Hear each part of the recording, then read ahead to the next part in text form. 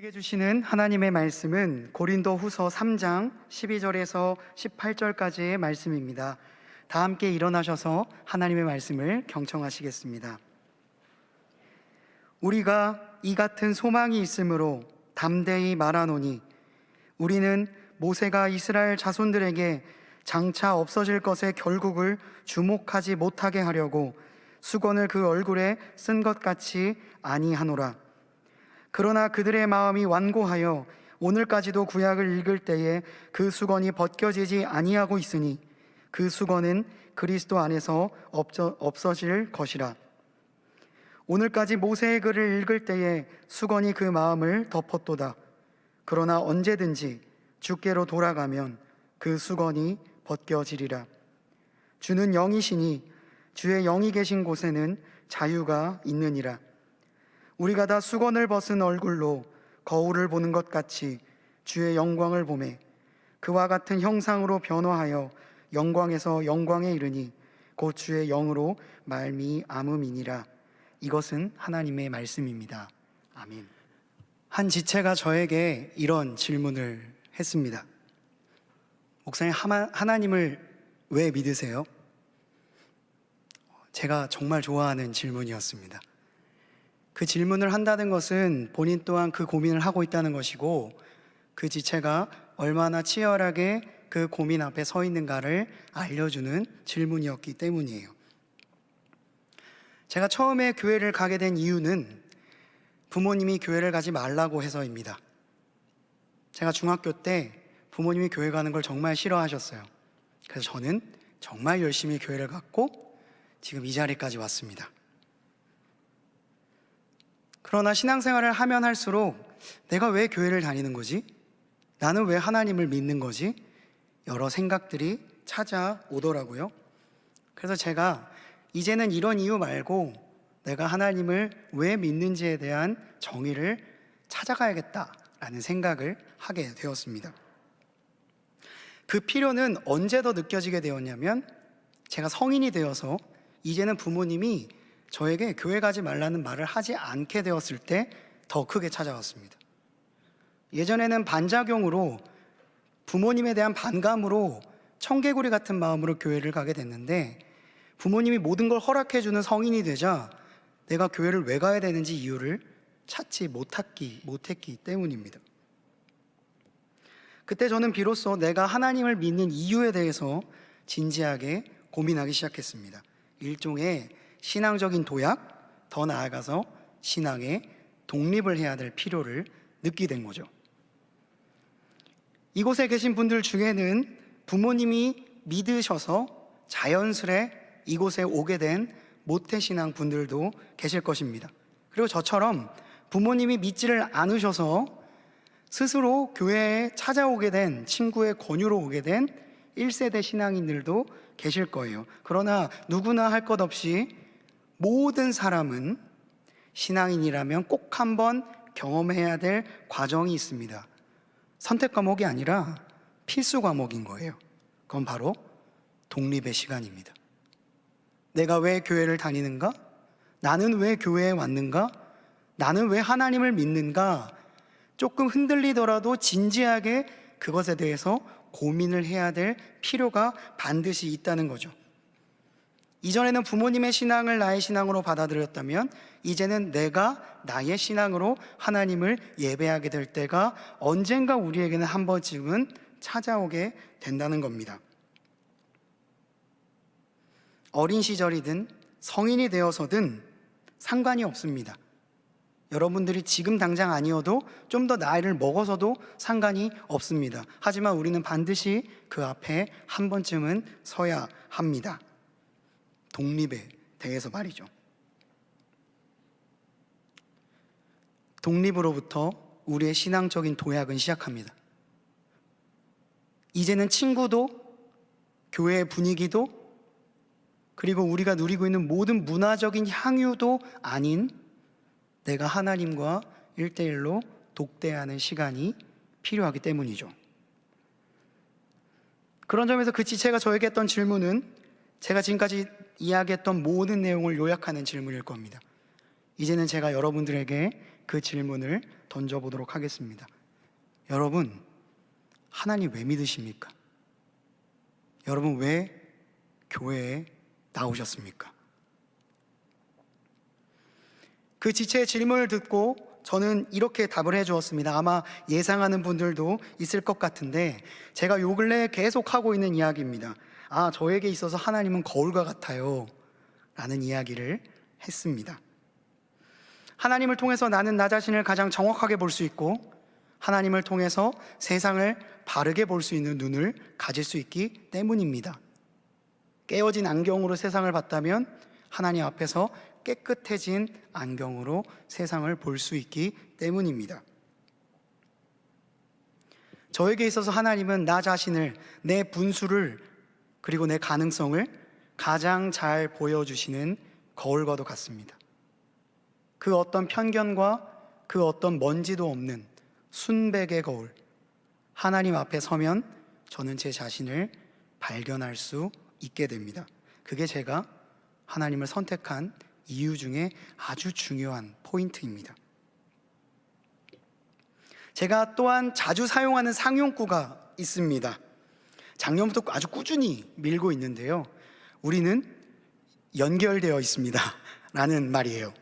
그래서 어떤 지체는 핸드폰에 신연결 목사라고 저장을 해놓았고요, 그리고 어떤 분은 영어로 커넥신이라고 하더라고요. 그래서 나도 이 말을 많이 했더니 그렇게 받아주는 지체들이 많았습니다. 감사합니다. 그렇다면 수많은 성경을 기록했던 사도 바울이 가장 많이 사용하는 상용구가 뭐가 있을까요? 사도 바울의 서신을 보았을 때 이 말이 너무 많이 나와서 보다가 진짜 너무 많이 나오는데 몇백 번이 나옵니다. 바로 그리스도 안에서 라는 말입니다. In Christ 라는 말이에요. 사도 바울은요, 이 말을 말버릇처럼 반복합니다.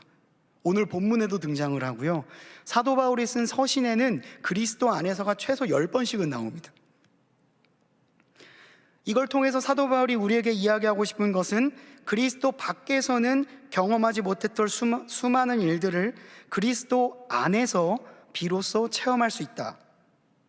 그리고 오늘 본문도요, 그리스도 안에서 일어날 수 있는 일 중에 한 가지를 우리에게 이야기해주고 있습니다. 요약하자면 우리의 얼굴에 덮어진 수건이 벗겨지는 것입니다. 우리의 얼굴을 가리고 있던, 우리의 시야를 완전히 아주 깜깜하게 만들었던 수건을 그리스도 안에서 벗을 수 있게 된다라는 것이 오늘 말씀의 요약입니다. 수건이 덮여져 있다, 이 말은 율법의 조항을 더 세밀하게 지킴으로써 구원을 받는다고 여겼던 구약 사람들을 비유적으로 표현하는 말이기도 합니다.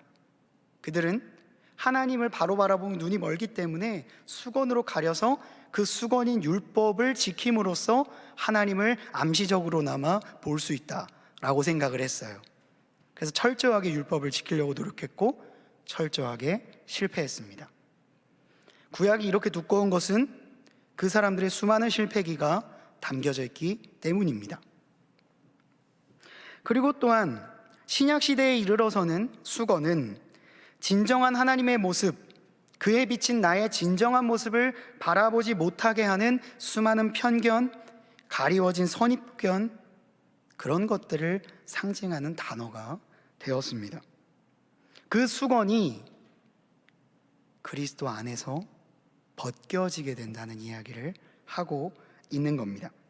지금까지의 말을 기억하며 14절의 말씀을 한 목소리로 봉독해 보겠습니다. 그러나 그들의 마음이 완고하여 오늘까지도 구약을 읽을 때에 그 수건이 벗겨지지 아니하고 있으니 그 수건은 그리스도 안에서 없어질 것이라. 16절에 이어서 이렇게 말하고 있습니다. 언제든지 주께로 돌아가면 그 수건이 벗겨지리라. 여러분들이 세상을 바라보는 시선에는 나도 모르는 수건이 있을 수 있습니다. 그 수건이 여러분의 가능성을 못 보게 만들고 여러분들이 타인을 바라볼 때 미움과 질투로 바라보게 만들며 심지어 온 만물을 다스리시는 하나님보다 내 눈앞에 있는 유혹이 더 크게 보이게 하는 수건이 덮여져 있을 수 있죠. 지금도 수많은 수건은 우리의 눈을 가리고 우리의 마음을 가려서 누군가와 불화를 만들어내고 나 자신을 공격하게 만들며 세상에 대한 불평과 불만만을 쏟아놓게 만들 수 있습니다. 그러나 그 수건은 언제나 주께로 돌아가면 벗겨질 수 있는 겁니다. 그리스도 안에서 우리는 다 수건을 벗은 얼굴로 마치 거울을 보는 것 같이 주님을 만나게 될 것입니다. 나를 가리고 있는 모든 허울, 주님 앞에 서기가 부끄러워 사람들 앞에 나의 치부를 가리기 위해서 덕지덕지 메고 있었던 수많은 수건들이 주님 앞에서 벗겨지는 순간이 주님 앞에 서는 순간 발생하게 될 것입니다. 나를 감싸고 있던 모든 비본질 가운데서 우리는 그때의 자유함을 얻을 수 있게 될 것입니다. 그래서 저는 종종 하나님을 거울 삼아 제 자신을 객관화시켜 봅니다. 저의 눈으로 저를 보는 게 아니라 제3자의 시선으로 저를 보는 것이죠. 두 가지 효과가 있습니다. 첫째는 나를 휘감고 있던 모든 휘장 가운데서, 포장 가운데서 멀어지는 효과입니다. 그동안 사람들에게 감추고 싶어서 이런 멋진 양복도 입어보고 안경도 써보고 머리도 손질해보고 그런 것 말고 민낯의 나를 볼 수 있게 되는 것이죠. 이것은 다소 부정적인 면을 보게 합니다. 내가 얼마나 초라한가, 내가 얼마나 보잘것없는 사람인가, 내가 얼마나 능력이 부족한 사람인가, 이런 것들을 보게 하는 첫 번째 관점입니다. 둘째는 조금 다른 관점인데 제3자의 시선으로 나를 보면 나의 부족한 모습과 함께 이런 나를 주님이 어떻게 보고 계시는가 하는 효과를 발견하게 됩니다. 내가 보는 나가 아니라 주님이 보시는 내 모습이 보이는 것이죠. 그 순간 말씀에 비추어서 모든 인간을 바라보시는 주님의 시선을 나에게 적용시켜 볼 때 내가 평가하고 있는 나의 모습보다 하나님의 평가하고 있는 내 모습이 조금 상이하다는 것을 발견할 수 있게 됩니다. 나는 지금 당장 오늘 실패한 나의 모습을 보고 있을지 모르지만 주님은 내가 보는 것보다 조금 더 넓은 시선으로, 내가 나를 보는 모습보다 조금 더 넓은 호흡으로 나를 보고 계신다는 것을 발견할 수 있게 되는 것이죠. 주님은 온 만물을 먼지처럼 여기시는 분입니다. 그러나 우리의 작은 신음소리에도 응답하시는 세밀한 하나님이시죠. 그 하나님은 결코 우리의 인생을 먼지 중에 하나네 별것 없다 라고 말씀하시지 않습니다. 그러면 이 땅에 오시지도 않았을 뿐더러 성경이란 책을 주시지도 않았을 겁니다. 하나님이 우리에게 수많은 말을 하고 있다는 것은, 하나님이 지금도 우리에게 말씀하고 계시다는 것은 우리의 인생을 단순히 별거 없구나 라고 보지 않으신다는 결정적인 증거입니다. 그런 점에서 주님은 우리의 인생의 가능성을 보시고요, 우리의 인생에 찾아올 봄날을, 언젠가 피우게 될 그 꽃의 모습을 보시면서 우리를 바라보고 계십니다. 나를 객관적으로 보면 우리는 두 가지를 발견할 수 있습니다. 하지만 두 번째 관점이 우리가 미처 발견하지 못한 하나님의 시선입니다. 이것을 바라보게 될 때 우리는 비로소 나를 향한 세상의 판단이나 나의 주관적인 판단이나 모든 허상에서 벗어나 나의 있는 그대로의 모습을 바라볼 수 있게 됩니다. 시편 139편은, 다윗은 하나님이 우리를 어떻게 보고 계신지에 대해서 이렇게 기록하고 있습니다. 메시지 성경으로 읽어드리겠습니다. 주께서는 정확히 아십니다. 내가 어떻게 지어졌는지, 아무것도 아니던 내가 어떻게 이처럼 근사한 형상으로 빚어졌는지를 아시는 분입니다. 여기서도 우리가 동일한 두 가지 사실을 발견할 수 있습니다. 첫째, 나는 어떻게 지어졌는가? 다윗이 말합니다. 아무것도 아니랍니다. 나는 어떻게 지어졌는가? 나는 아무것도 아닌 존재예요. 그게 첫 번째고, 두 번째, 그러면 이 아무것도 아닌 나를 주님은 어떻게 보고 계시는가? 그 어떻게 근사한 형상으로 빚어져 가는가? 이것을 우리가 말씀 안에서 발견할 수 있게 된다는 겁니다. 하나씩 살펴보죠.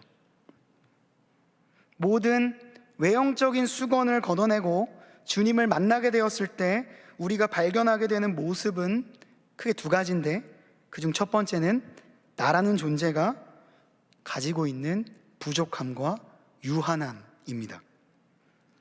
제게 아주 오래된 노트북이 하나 있습니다. 2010년형을 중고로 샀어요. 그래서 그걸 작년까지 썼습니다. 그래서 이제 올해는 새로운 걸 하나 샀는데 무려 11년 동안 쓴 노트북입니다. 제 딸이 10살이거든요. 제 딸보다 나이가 많습니다. 제가 이 10년의 시간 동안 이 노트북으로요 정말 많은 일을 했습니다. 수많은 과제를 했고요, 발제를 했고, 설교를 썼습니다. 그래서 어떤 물건의 가치는요 단순히 그가 가진 기능보다 그 물건과 같이 한 추억이 더 클 때가 있잖아요. 그런 점에서 이 노트북은요 제게는 거의 슈퍼컴퓨터 이상의 가치를 지니고 있습니다. 그런데 좀 연식이 오래되다 보니까 충전기가 없으면요 2시간 정도밖에 사용을 못하는 거예요. 그래서 항상 충전잭을 가지고 다녔죠. 근데 어느 날 어디 멀리 가야 될 일이 있어서 기차를 탔는데 노트북을 챙겼는데 충전기도 챙겼습니다. 루틴이기 때문에. 근데 단자가 끊어져 있는 거예요. 왜 충전하는데 안 되지? 안 되지? 라고 하다가 뜨거워 봤더니 피복이 다 벗겨져 가지고 이제 거의 끊어진 직전의 상태였습니다. 안 되는 거예요, 충전이. 어떻게 해야 되지? 어떻게 해야 되지? 하는 순간 100%에서 87%가 됐습니다. 와, 그때 제가 제 인스타에 올릴 묵상을 막 적고 있었거든요. 지금 뭐 할 때가 아니라 매일 묵상을 빨리 써야 된다 라고 해서 보니까, 계산해 보니까 1시간 20분 남았습니다. 그래서 빠르게 소진되고 있는 배터리를 곁눈질하면서 묵상을 막 적어 내려갔습니다. 정말 서스펜스한 묵상이었고요. 혹자가 했던 영감의 원천이 데드라인이다 라는 말을 실감할 수 있는 그 촉박한 순간이었습니다. 아무도 저에게 빨리 쓰라고 얘기 안 했는데 저는 미친 듯이 묵상을 쓰기 시작했어요. 그래서 4% 남았을 때 묵상을 마치고 업로드까지 마쳤습니다. 누가 시킨 것도 아닌데 제가 나름대로 기준이 있나 봐요. 그래서 막 헉헉거리면서 혼자 기차에서 묵상을 올렸습니다. 폭풍 같은 시간이 다 지나가고 이제 좀 정신이 들어서 내가 그냥 나중에 쓸 걸 라는 생각을 하던 찰나에 이런 생각이 들었습니다. 하나님이라는 공급이 없는 인생의 헛헛함과 조급함은 이런 데서 오는 거구나 라는 생각이었습니다. 공급이 없으니까 이 노트북이요 아무리 소중해도 점점 소멸해 갑니다. 안 돼, 빨리 써야 돼, 너가 없으면 안 된다고 말을 했지만 이 노트북이 점점 죽어가는 거예요. 전기 없이는 아무런 기능도 사용하지 못하는 유한한 존재라는 것이 확 느껴졌습니다.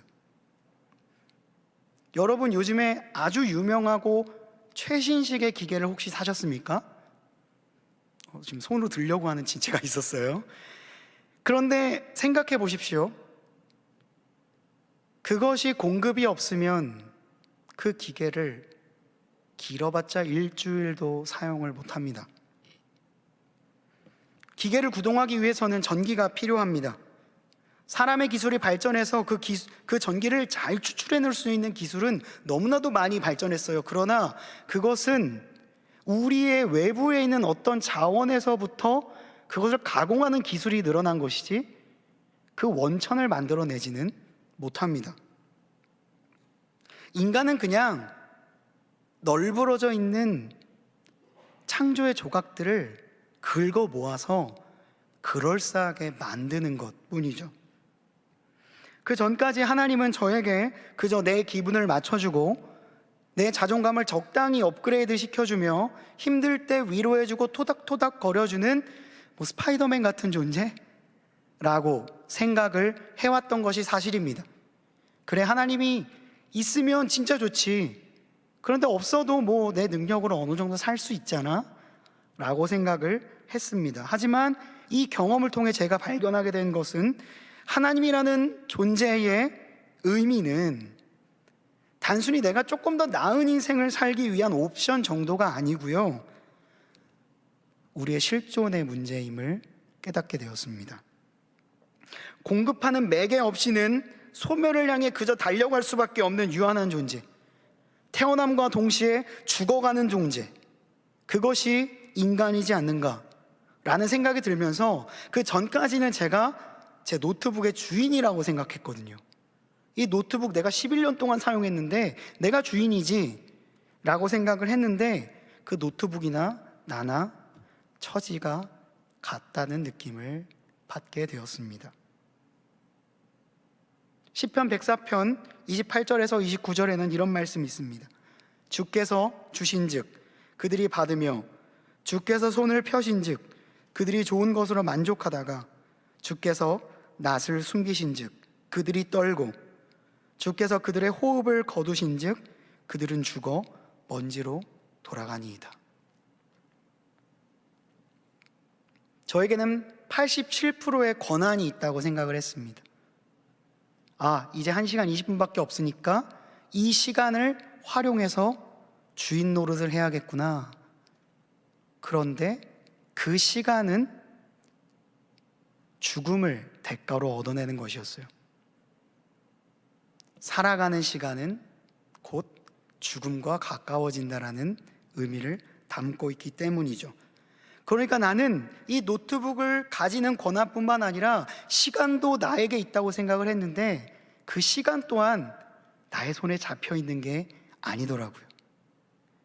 내가 가지고 있는 모든 것들이 생각보다 내 것이 아니라는 것을 알게 된 일이었습니다. 빠르게 0%를 향해 달려가는 노트북을 향해 안타까운 눈으로 바라볼 수밖에 없는 것은 그 노트북의 존재 양식과 나라는 인간의 존재 양식이 굉장히 비슷하기 때문이고, 다 시간으로 자유를 사고 있는 존재, 그 비싼 값을 주고 산 자유도 실제하는 시간 안에서밖에 사용하지 못하는 유한한 존재라는 것을 발견하게 했던 겁니다. 그 인정할 수밖에 없는 사실 앞에서 저는 스스로에게 이렇게 질문할 수밖에 없었습니다. 그렇다면 내 인생이 100% 충전된 노트북이라면 나는 지금 몇 퍼센트가 남아있는가? 그리고 그 퍼센테이지를 가지고 내가 무엇을 할 것인가? 이런 생각을 해보았습니다. 첫 번째는 나의 유한함입니다. 그렇다면 두 번째는 무엇일까요? 바로 주님이 그런 우리를 근사하게 빚어가신다는 사실입니다. 잠언에는 이런 말씀이 있습니다. 사람의 걸음은 여호와로 말미암나니 사람이 어찌 자기의 길을 알 수 있으랴. 함부로 이 물건은 거룩하다 하여 서원하고 그 후에 살피면 그것이 그 사람에게 덫이 되느니라. 지혜자가 말하고 있는 것은요, 섣불리 판단하는 것을 경계하는 겁니다. 함부로 속단하지 말라는 거예요. 이것이 거룩하다라고 속단하여 여기는 순간 그것이 우리에게 덫이 될 수 있다는 겁니다. 우리가 우리의 일을 잘 아는 것처럼 보이지만 우린 당장 내일 우리에게 일어날 일조차 알지 못합니다. 지혜자 또한 나의 인생이 한 치 앞을 알 수 없는 막막함 가운데 있다는 것을 알고 도무지 속단하지 말고 어떤 것이 거룩하다, 어떤 것은 속되다 말하지 않겠다라고 이야기하고 있는 거예요. 그래서 사람의 걸음은 여호와로 말미암는다라는 말을 하게 된 거죠. 우리의 인생도 이와 같습니다. 많은 것을 예상할 수 있을 것 같아요. 그래서 어떤 전략을 가지고 부를 축적하기도 하고 다른 사람들보다 기회를 빨리 얻기도 합니다. 하지만 그 사람들 모두 내일 당장 일어날 일에 대해서 확신을 갖지 못한 채 하고 있는 거예요.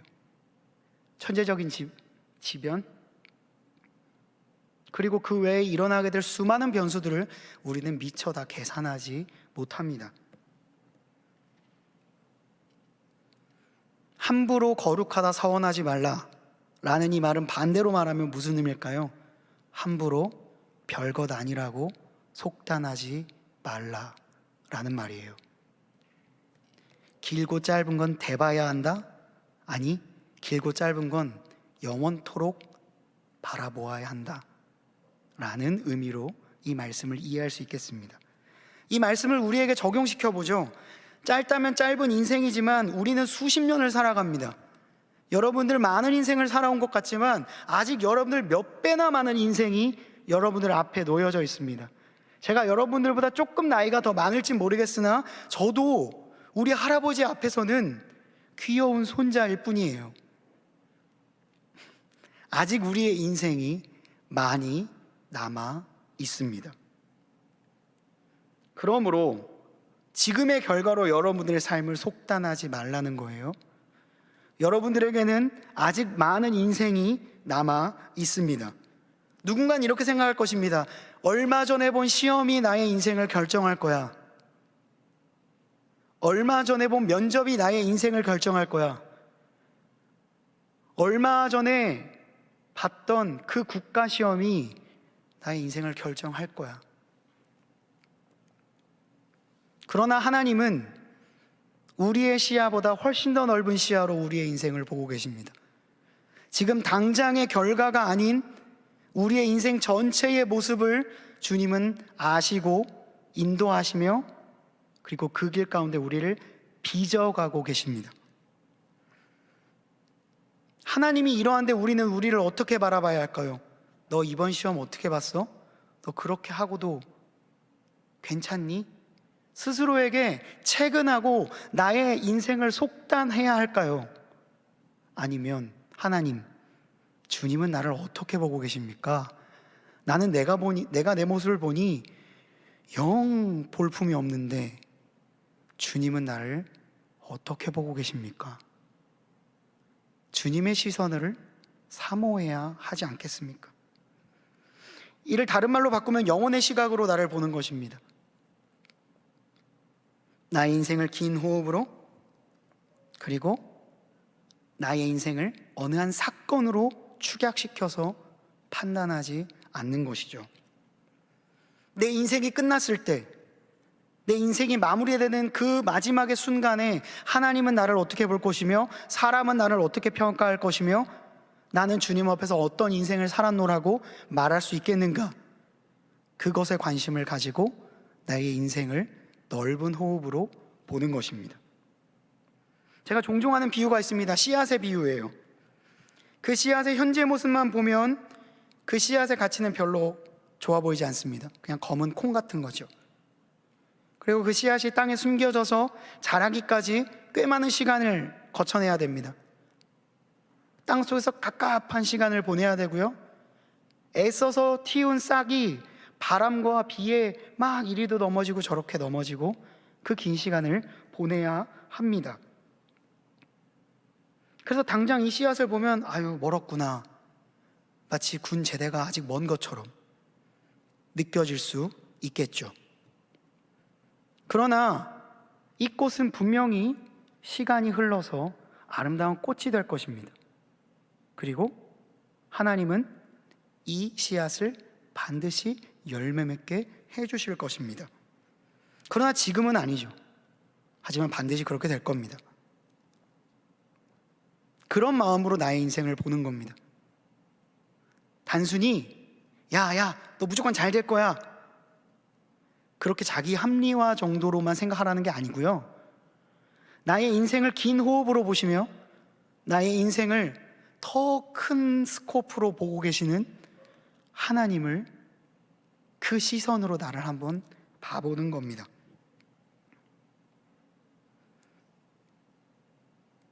그렇게 나를, 그리고 내 친구를, 내가 죽도록 싫어 보이는 저 사람을, 그리고 나중에 여러분들이 가지게 될 여러분들의 자녀를 그렇게 바라보아야 합니다. 어떤 한 코믹스의 유니버스보다 훨씬 더 커다란 유니버스가 주님 안에 있습니다. 단순히 몇 편의 영화로 표현할 수 없는 유니버스가 주님 안에 있는 거예요. 그것으로 여러분들의 인생을 바라보아야 합니다. 굉장히 촉박한 인생을 살고 계십니까? 아니면 내 인생이 별로 대단치 않아 보여서 무가치하게 느껴지십니까? 그때의 주님의 시선으로 우리를 바라보아야 합니다. 지금 당장 본 시험이 여러분들의 인생을 아주 조금 결정할 기준이 될 수는 있습니다. 하지만 여러분들의 인생 전체를 그것이 다 지배하지 못합니다. 누군가는 시험을 잘 볼 수 있고 누군가는 시험을 잘 못 볼 수 있습니다. 하지만 이 지표로 한 사람의 인생의 가치가 속단되어서는 안 될 것입니다. 그 직업을 갖는 것, 갖지 못하는 것으로 여러분들의 인생이 최종적으로 평가되어서는 안 될 것입니다. 우리의 가치는 최종적으로 하나님 안에서 평가될 것입니다. 그것이 그리스도인이 가지고 있는 소망이요, 그리스도인이 가지고 있는 참 자유요, 그리스도인이 가지고 있는 자신감입니다.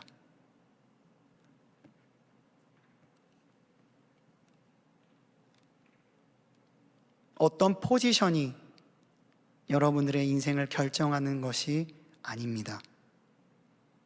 저는 목사도 될 수 있고 딸의 아빠도 될 수 있고 그냥 길에 있는 휴지를 줍는 그런 일을 할 수도 당연히 있는 사람입니다. 제가 설거지를 한다고 해서, 멋진 설교를 한다고 해서 제 존재 가치가 결정되는 게 아니라는 겁니다. 무슨 일을 하든 어떤 지향점을 갖고 있는가, 무슨 일을 하든 내가 이것을 하나님의 형상을 회복하는 일로 생각하고 있는가, 혼돈 가운데서 질서를 부여하고 세상의 무질서 가운데 질서를 부여하고 있는 일을 하고 있는가, 그런 목표점을 가지고 오늘 하루를 살아가고 있는가, 이것이 내가 어떤 포지션에 있는가 보다 훨씬 더 중요한 기준이 될 것입니다. 말씀을 마무리하려고 합니다. 아주 오래전에 주님께서 이미 나이가 아주 많은 아브라함에게 이렇게 말씀하셨습니다. 하늘을 우러러 뭇별을 셀 수 있나 보라. 또 그에게 이르시되 내 자손이 이와 같으리라. 하늘을 바라보랍니다. 나이가 86세가 된 아브라함에게 저 많은 별들이 보이니 저 별만큼 너의 자손이 많아질 거야. 아브라함은 생각했습니다. 에이, 말도 안 돼. 그건 불가능해. 나 이미 나이가 너무 많아. 그래서 하나님의 말씀을 귓등으로 듣습니다. 그래서 자신의 부인보다 조금 더 가능성이 있어 보이는 첩을 들여서 아이를 낳죠. 이스마엘을 낳습니다. 근데 하나님께서 그 이스마엘이 낳고 나서부터 하나님의 말씀을 멈추시고 침묵하십니다. 창세기 16장 16절에 이스마엘을 86세에 낳았다라는 말씀을 끝으로 17장 1절엔 99세가 된 아브라함이 등장합니다. 성경으로는 그냥 한 장이 넘어가는 건데 그 사이에 13년의 침묵의 시간이 있는 거예요. 16절에서 17절 그냥 넘어갈 수 없는 구절입니다. 하나님께서는 우리에게 분명히 약속을 해주셨는데 아브람은 그것을 받아들이지 않고 13년 동안 방황한 거예요. 그게 우리의 모습 혹시 아닙니까? 나의 인생 가운데 지금 당장 이 일이 일어날지 않을 것 같은 마음에 하나님, 요즘 시대가 바뀌었어요. 요즘에 더 중요한 게 얼마나 많은데요. 남들보다 빨리 가야 돼요. 잠깐 있다가 봅시다. 그렇게 13년, 이스라엘 백성은 그렇게 40년을 방황했습니다. 근데 하나님께서는요, 아브라함을 완전히 잊어버리지 않으시고 13년 후에 99세가 된 아브라함에게 등장하셔서 그에게 다시 한번 약속을 해주십니다. 그때 아브라함이 완전 엎드리거든요. 그 엎드림이 그냥 엎드림이 아니라는 것을 여러분들이 이 13년의 공허함을 생각한다면 이해할 수 있을 것입니다. 그가 바싹 엎드려서 하나님 앞에 주님, 이제 주님 알겠습니다 라고 할 수 있는 것은 그동안 13년 동안 침묵했던 하나님, 자신의 그 실수, 하나님의 시선을 인지하지 못했던 나에 대한 후회와 회한, 그럼에도 불구하고 나에게 다시 한번 찾아오셔서 하나님의 말씀을 들려주시는 그 하나님의 신실하심에 대한 엎드림이었어요. 그 아브라함에게 주님은 다시 한번 약속하시고 그의 이름을 아브라함이라 바꿔주십니다. 그 뜻은 많은 민족의 아버지.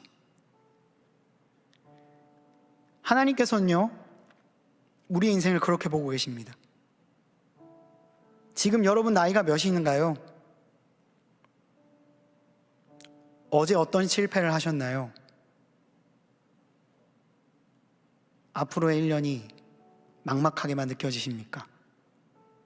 그러나 주님은 우리의 인생을 넓게 보시고 우리에게도 오늘도 말씀하고 계신지 몰라요. 하늘을 우러러 저 무별을 보라. 너의 인생을 저 별처럼 빛나게 해줄 거야.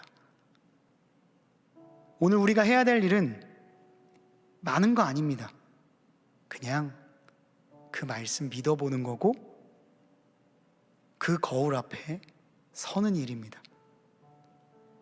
그리고 나의 부족한 모습, 그리고 그 부족한 모습을 아름답게 빚어가실 하나님을 그냥 붙잡는 거예요. 이것이 여러분들의 마음을 술렁이게 하는 어떤 그래프의 차트보다, 어떤 시험의 결과보다, 어떤 마크를 가진 차 키보다 더 중요한 인생의 분기점이 될 것입니다. 그 분기점을 발견하며 나아갈 수 있는 그 주님의 거울 앞에 리플렉트 할 수 있는 우리 모두가 되기를 주님의 이름으로 간절히 축원합니다. 기도하시겠습니다. 아버지 하나님, 나의 인생 주님은 어떻게 보고 계십니까? 나에게 하나님은 어떤 분이며 나는 하나님을 왜 믿는 것일까요? 주님 앞에 신앙의 독립을 하기 원하는 주님의 자녀들이 이곳에 있다면 주여 말씀하여 주시옵소서. 내가 어디 거할지라도 주님의 날개 아래 보호하시는 하나님, 늘 나의 곁에 계시며 내게 말씀하시는 하나님, 내가 너를 사랑한다, 내가 너를 붙잡아 줄 테니 두려워하지 말라고 말씀하시는 그 하나님 앞에 오늘 나의 초라한 모습을 가지고 나아옵니다. 거울이신 주님, 우리가 모든 수건을 벗어던지고 주님 앞에 서게 되는 그 순간을 기대하며 나아가오니 주여 함께하여 주시옵소서. 이 모든 말씀 우리 구주 예수 그리스도의 이름으로 기도드리옵나이다. 아멘. 우리 말씀을 기억하며 다 함께 일어나셔서 나 어디 거할지라도 찬양하시겠습니다.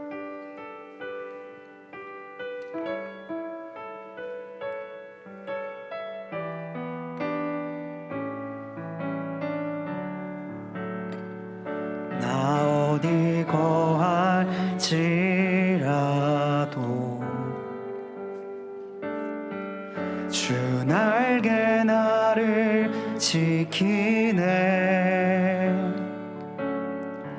그 그늘 아래서 나 주님을 노래하네.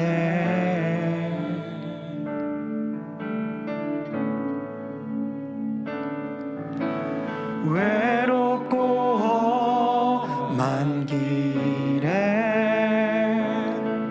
내 믿음 연약해져도 기다려 주실 수 있는 주님, 늘 나의 곁에, 늘 나의 곁에 계시며 내게 말씀하시네.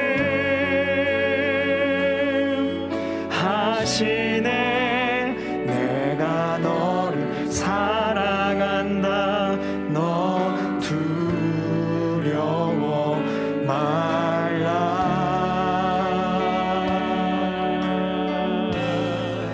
나 사랑하니 당신을 신뢰하니 그 마음 내가 살아 숨쉬는 동안.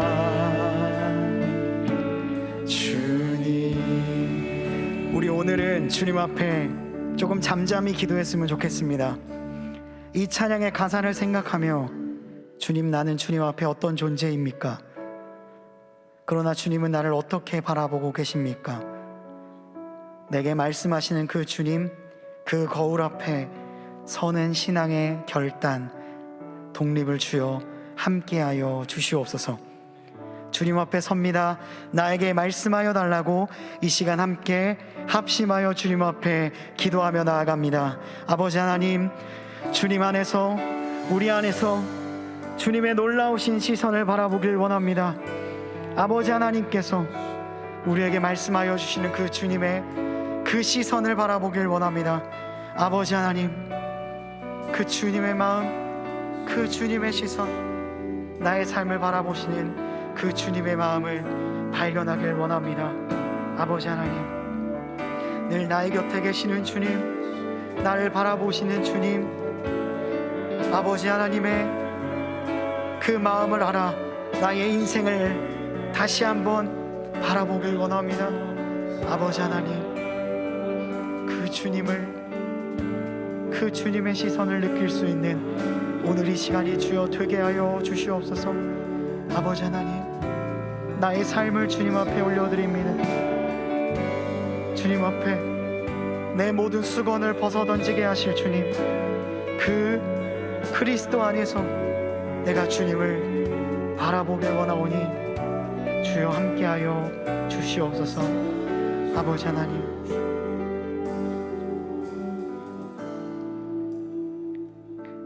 우리 다시 한번 이 찬양을 올려드립니다.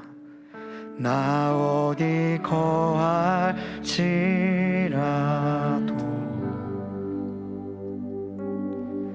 주 날개 나를 지키네. 그 그늘 안에서 나 주님을 노래하네.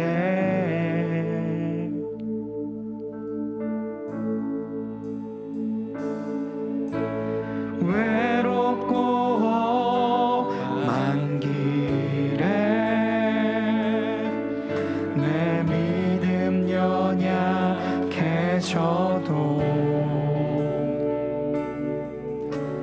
기다려 주실 수 있는 주님, 우리 함께 고백합시다. 늘 나의 곁에 계시며 늘 나의 곁에 계시며 내게 말씀하시네.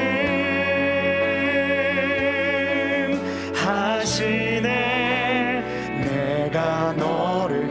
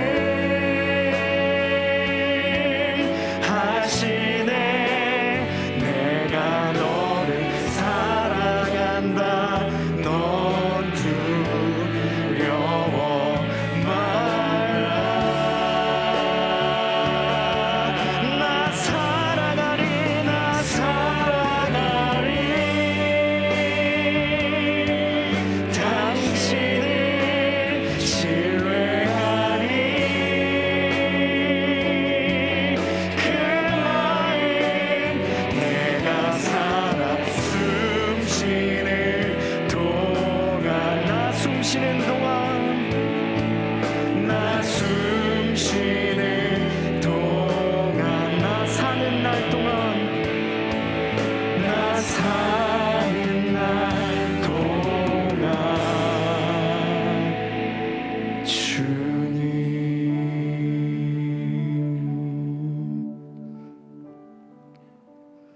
우리 다 함께 시편 91편을 믿음으로 선포하시겠습니다. 지존자의 은밀한 곳에 거주하며 전능자의 그늘 아래에 사는 자여, 나는 여호와를 향하여 말하기를 그는 나의 피난처요 나의 요새요 내가 의뢰하는 하나님이라 하리니, 이는 그가 너를 새 사냥꾼의 올무에서와 심한 전염병에서 건지실 것이미로다. 그가 너를 그의 깃으로 덮으시리니 내가 그의 날개 아래에 피하리로다. 그의 진실함은 방패와 손방패가 되시나니, 너는 밤에 찾아오는 공포와 낮에 날아드는 화살과 어두울 때 퍼지는 전염병과 밝을 때 닥쳐오는 재앙을 두려워하지 아니하리로다. 1000명이 내 왼쪽에서 10,000명이 내 오른쪽에서 엎드러지나 이 재앙이 내게 가까이 하지 못하리로다. 오직 너는 똑똑히 보리니 악인들의 보응을 내가 보리로다. 내가 말하기를 여호와는 나의 피난처시라 하고 지존자를 너의 거처로 삼았으므로 화가 내게 미치지 못하며 재앙이 내 장막에 가까이 오지 못하리니, 그가 너를 위하여 그의 천사들을 명령하사 내 모든 길에서 너를 지키게 하심이라. 그들이 그들의 손으로 너를 붙들어 발이 돌에 부딪히지 아니하게 하리로다. 내가 사자와 독사를 밟으며 젊은 사자와 뱀을 발로 누르리로다. 하나님이 이르시되 그가 나를 사랑한즉 내가 그를 건지리라. 그가 내 이름을 안즉 내가 그를 높이리라. 그가 내게 간구하리니 내가 그에게 응답하리라. 그들이 환난 당할 때에 내가 그와 함께하여 그를 건지고 영화롭게 하리라. 내가 그를 장수하게 함으로 그를 만족하게 하며 나의 구원을 그에게 보이리라 하시도다. 아멘. 이제는 우리 구주 예수 그리스도의 은혜와 하나님의 사랑하심과 성령님의 교통하심이 우리를 감싸고 억압하고 있던 수많은 수건들을 벗기어 주시고, 마치 거울을 보는 것 같이 분명하게 나의 참된 모습과 참된 가치를 발견하게 하실 하나님, 나보다 나를 더 잘 아시는 하나님 앞에 엎드릴 것을 결단하는, 이를 통해 자아의 진정한 회복을 경험하기를 원하는 모든 주님의 자녀들 머리 위에, 이들의 학업과 일터, 가정과 만나는 모든 사람들 위해 이제로부터 영원토록 함께 하시기를 간절히 축원하옵나이다. 아멘.